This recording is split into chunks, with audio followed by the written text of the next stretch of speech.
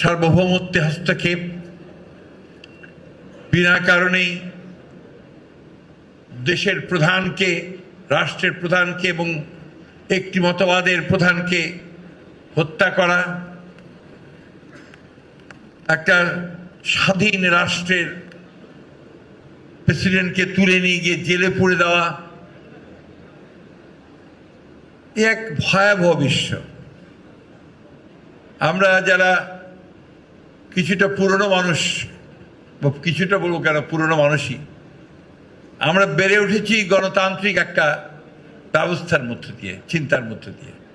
আমাদের ধ্যান ধারণা চিন্তা ভাবনার মধ্যে সবসময় গণতান্ত্রিক চিন্তা ভাবনাই আছে। আমরা মানবিক মূল্যবোধে বিশ্বাস করি, আমরা মানবতায় বিশ্বাস করি, আমরা গণতন্ত্রে বিশ্বাস করি, আমরা প্রতিটি রাষ্ট্রের স্বাধীনতাতে বিশ্বাস করি।